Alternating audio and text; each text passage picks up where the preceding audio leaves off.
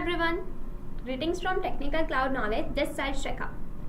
So today I will discuss the very first lecture on Linux. Basically today's lecture is all about an introduction to Linux. Okay, so let's begin without wasting our time. Let's begin with the Linux first. What is Linux? I have heard that most of the people believe that Linux is an operating system. It is okay. Some believe that it is a secure operating system. Some of them believe that it is an open source operating system, and some believe that it is a command line operating system. Okay, I'll agree with all of you, but if I talk about in reality, the Linux is not an operating system, not at all. In reality, it is a kernel. Yeah, not an operating system, but a kernel. So now I think most of you wants to know that what is an operating system and what is a kernel in real. Then I will tell you all of these answers to these questions. So till then you need to stay connected with me till the end of the lecture. Okay. So let's start with the operating system first. Okay. What is an operating system? We'll talk about the operating system first. Then we'll move to the kernel.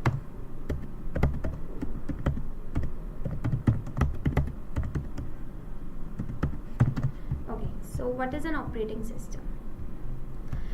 To know these question in more detail, first we need to separate these two terms, the operating one and the system.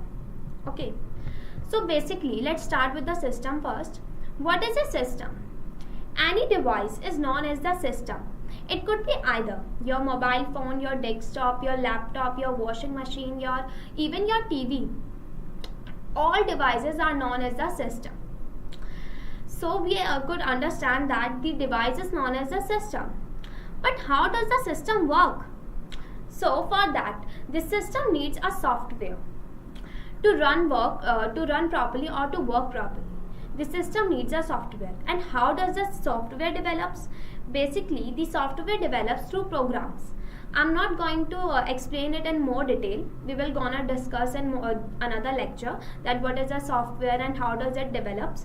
I'm going to give you a sneak peek that basically a software is basically that one which has a lot of programs. Okay.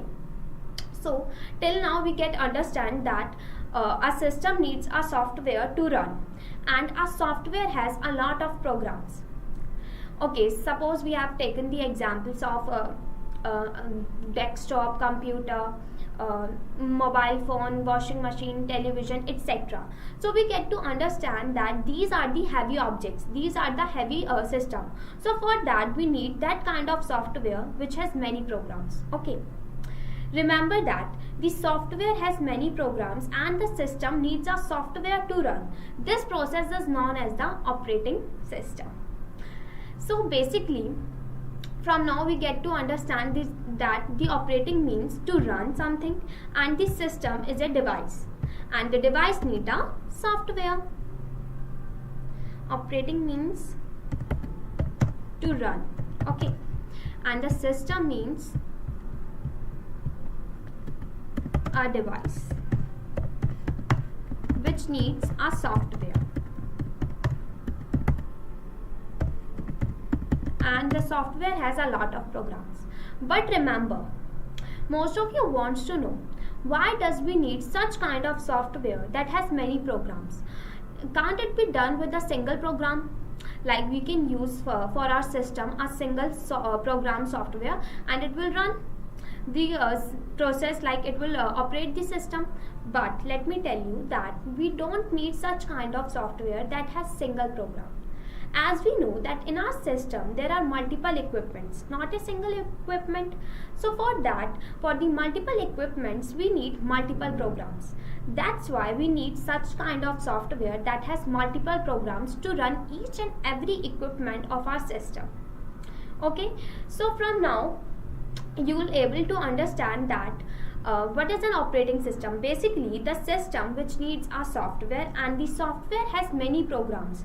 This is known as operating system. So I think that much you will able to understand what is an operating system. So now let's move to the kernel. What is a kernel?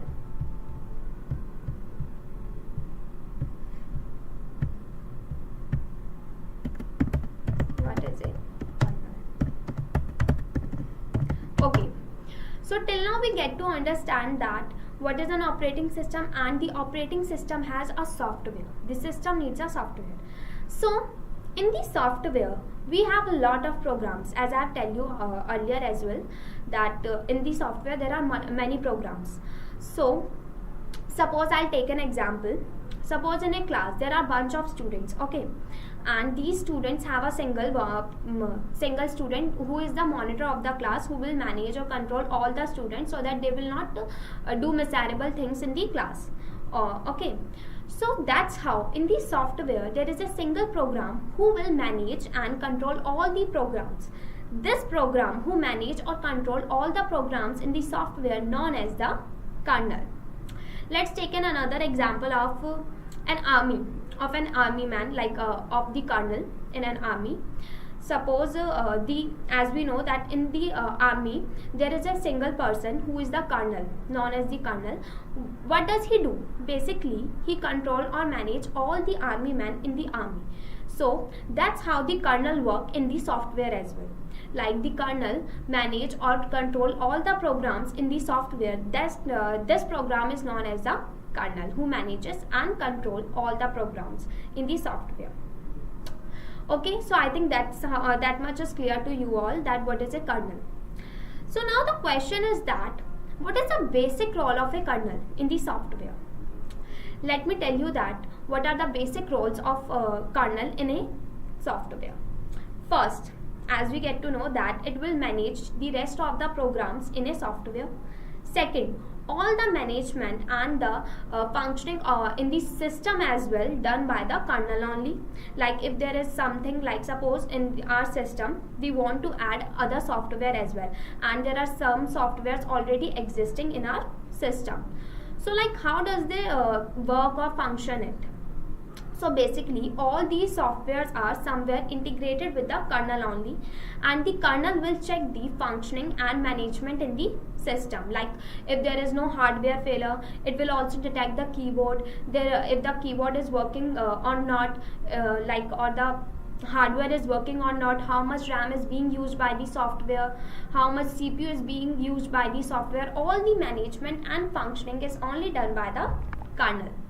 So I think you will get an idea like what is a kernel and what are the role of the kernel in a software. So now the question arises, who created this program? Who created this kernel? Let me tell you.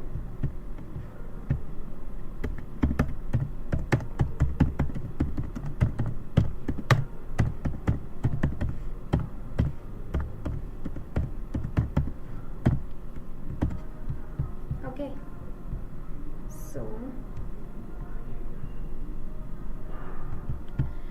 So who created this kernel or program?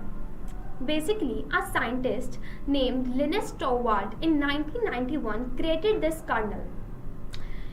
He is the one who created this program, who will manage all the rest of the programs in a software. So let me write the name of that scientist as well. Okay, in 1991. Okay.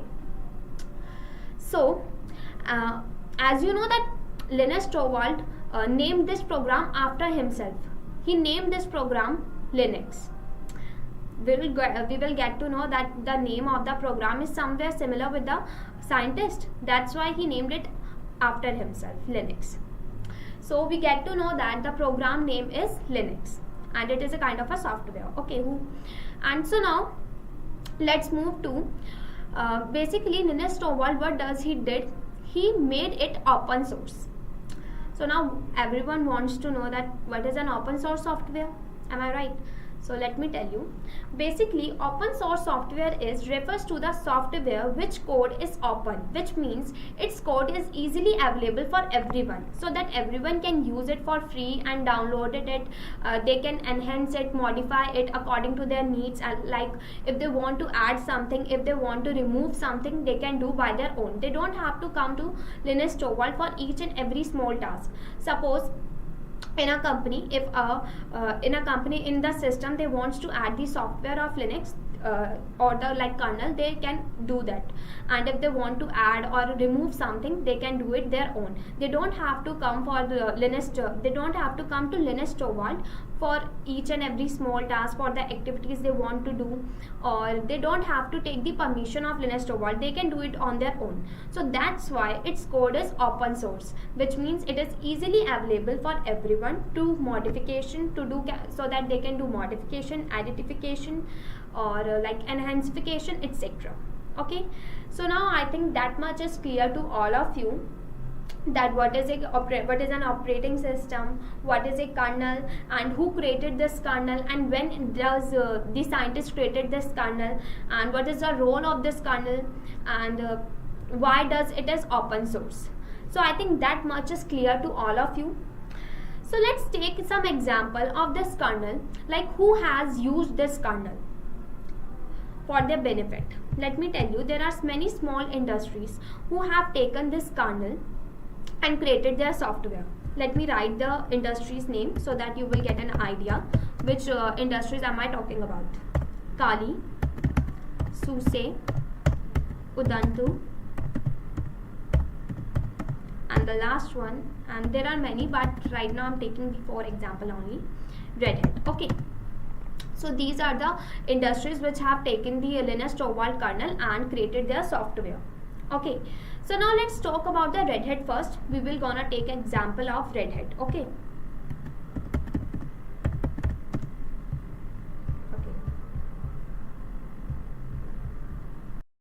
So what does Red Hat done? Basically, what does Red Hat done? Red Hat take the software of Linus Torvald, take the kernel of Linus Torvald, and created their software, and he named it a Linux based operating system. What does Red Hat done? Red Hat created its software by using Linus Torvald kernel, and it created the software namely Linux based OS, which means operating system. Okay, so what does Red Hat done? Actually, Red Hat created its software, and it think that he will not gonna charge for the software whichever it providing to others, like for the system too, so that they can install the software and use it for free. But so how will they get revenue? How will they generate their revenue? So for that, they think of an idea that they are not going to charge for the software, but they will gonna charge for the support. So that's why Red Hat had launched its 3 variant. Yes, its 3 variant, which is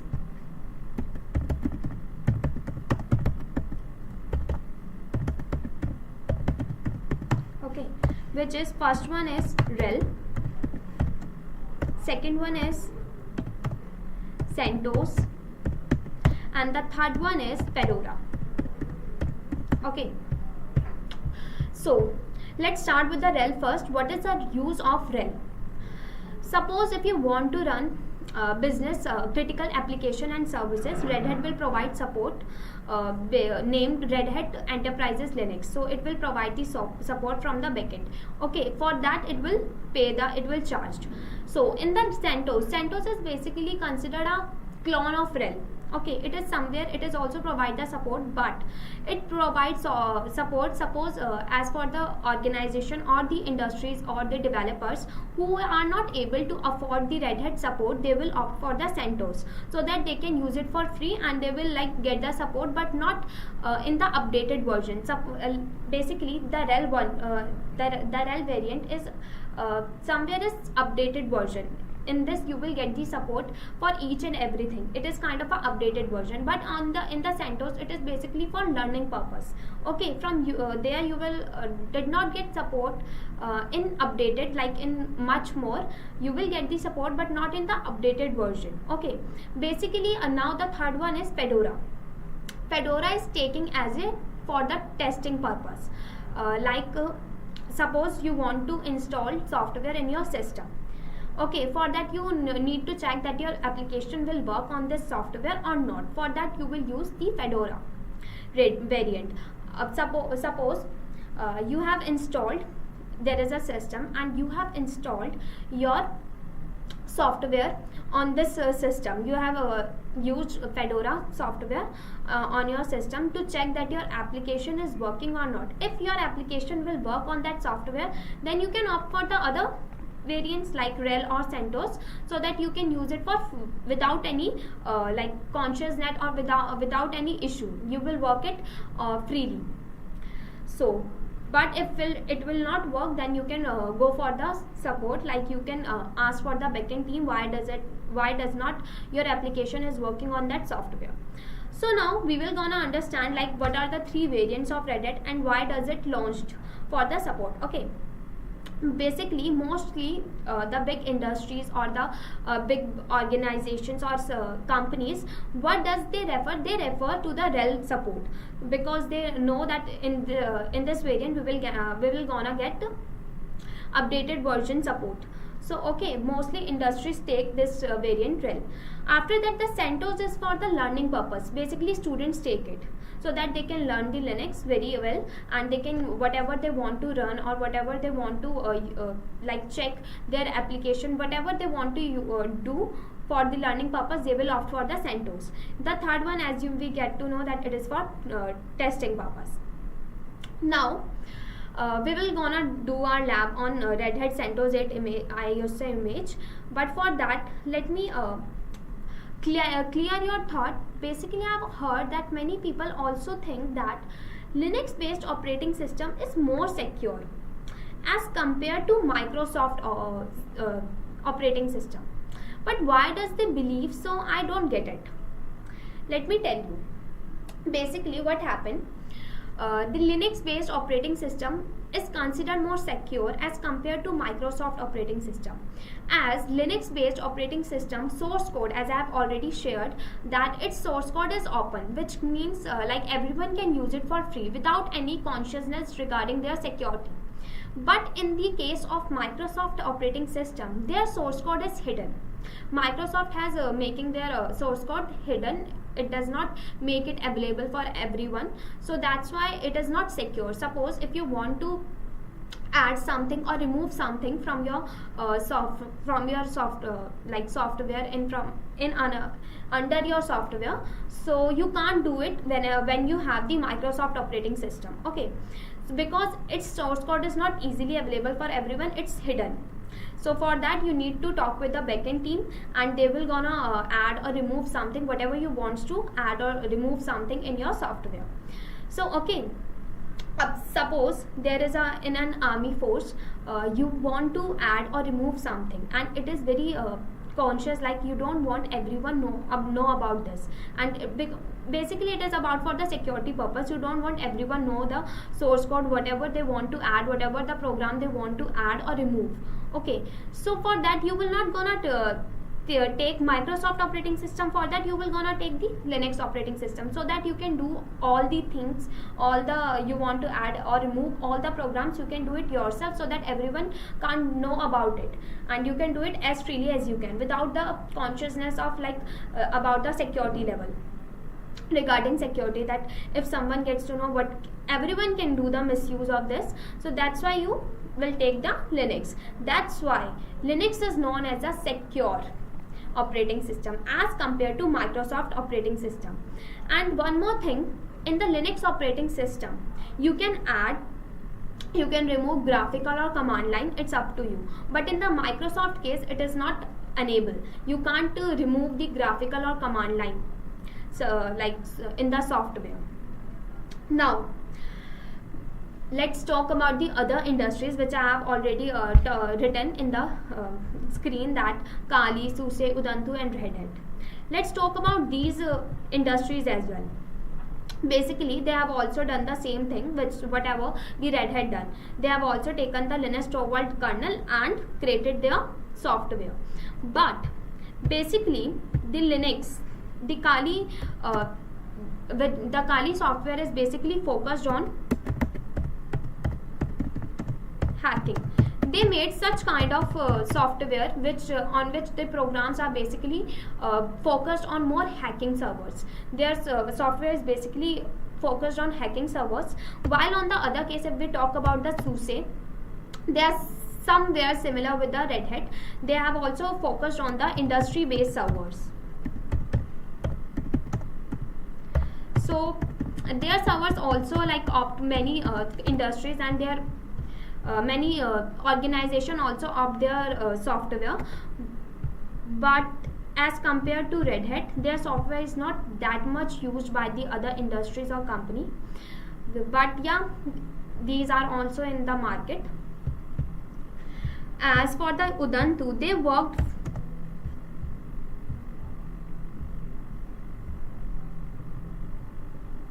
they focused more on the desktop servers. They made such kind of software which are based on desktop servers. Okay.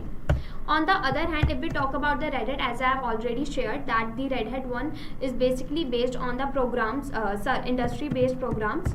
They are also industries based servers, and these are the best one. They provide the best softwares as compared to SUSE. Okay, so if we talk about the best program or the best industries based servers, you can opt for the Red Hat only. You can also choose SUSE, but if you want to choose the best one, then you can opt for the Red Hat. So now let's do the lab. Let's move to the lab first. Okay, as I think you all are clear with these things. If you somewhere have any issue regarding these all things, you can comment me down, so that I will take these steps also I will cover these in the lecture as well. So now first we will do the lab as well. Okay.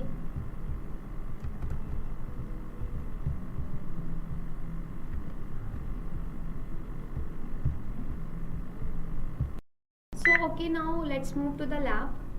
In our lab, what we're gonna do, we will download the CentOS 8 ISO image of Red Hat. Okay, for that we will gonna do the Linux installation type. Basically, Linux installation type are of two. Okay, the first installation is local installation type.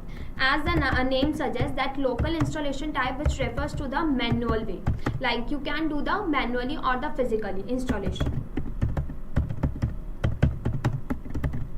Okay, and the second one is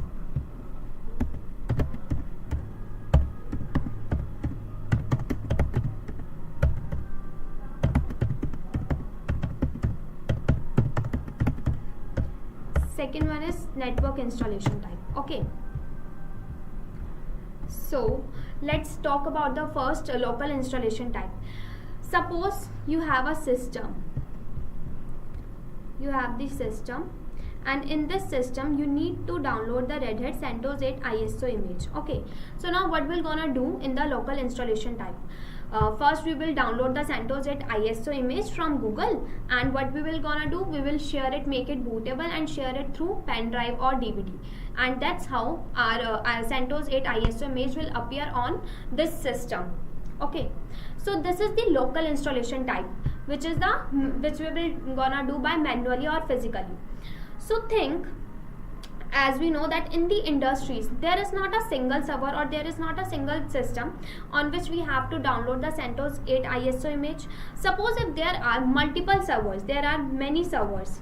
Okay, so for that what we're gonna do, if we do it manually, it will take around if the first system will take 1 hour, then the other systems will take about suppose we have 6 systems, so it will take around 6 to 7 hours to do it manually.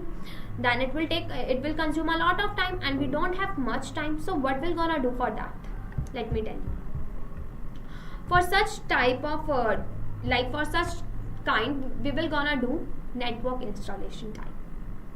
In network installation time, as we'll gonna understand that in the local installation type, it is basically based on the manually way of installation. In this we have to do the manual way or the physically, but in the network installation type, it's basically somewhere connected to the automation.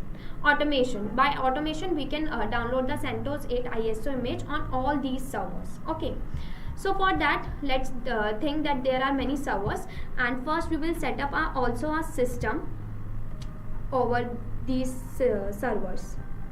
Okay, let me adjust it first.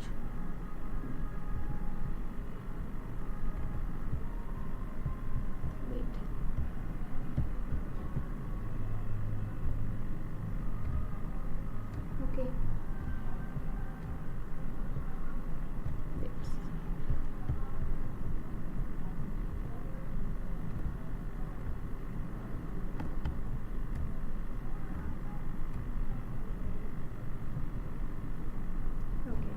So there are the system also I have made in. So these are the systems, and these are the servers, and there is also one system. Okay, so now what we have to do, first we will create some PXE boot, a DHCP server and NFS server in this one system. Okay, after that we will set up a network switch also in between these servers and a system, so that we can integrate all these together and created such kind of a platform, so that we can download the CentOS 8 ISO image on all these servers. So first we will gonna create servers. We will make it PXE boot. Okay, we will create servers here in the on the system, DHCP server and NFS server.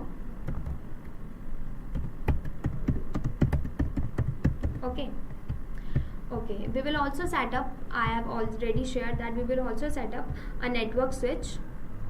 So let's make the network switch first. Suppose this network switch. Okay, and now what we're gonna do, we will integrate all these together. We will connect these system and these servers to each other with the network switch only. Okay, let's connect them.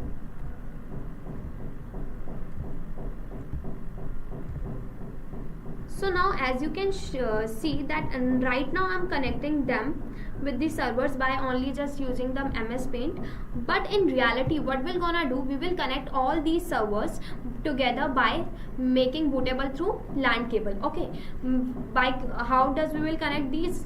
By LAN cable, and we will gonna make it bootable through LAN card. Okay, so now what we're gonna do, we will also set up the CentOS 8 ISO image somewhere in our system. We will put it aside on our system, and we'll gonna download. First we will gonna download it from Google, and then we will assign it somewhere on our system. Okay,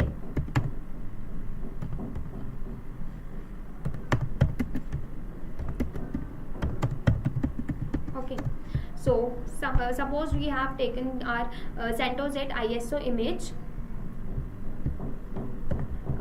aside on our system, and now what we're gonna do, first we will make it bootable as we have make it bootable, and now through DHCP server we will provide an IP to all these servers. Okay, we will gonna, as you can see that in our system DHCP server is already installed, and now we will provide each and every servers an IP. So these servers will get an IP, and after that what we're gonna do, by NFS server we will share this CentOS ISO image through NFS server to all these systems, to all these servers, and that's how the CentOS 8 ISO image will appear on each and every server. And so that's how we will gonna do the network installation type. By network installation type, each server get the CentOS 8 ISO image, and in one go. We don't have to take it like first we have to do in the first server, then we have to do in the second server, then the third, then fourth, then fifth. Like it will take a lot of time, and we don't have much time. So basically in the industries we will gonna opt for the network installation type. So I think you all are clear with the local installation type and as well as the network installation type. So after that you will get any query regarding this, you can comment me down, and we'll gonna surely answer your questions in my next lecture. So let's meet in the next lecture. So that's it for today, and stay connected and updated with Shikha and our channel Technical Cloud Knowledge. So that's it for today.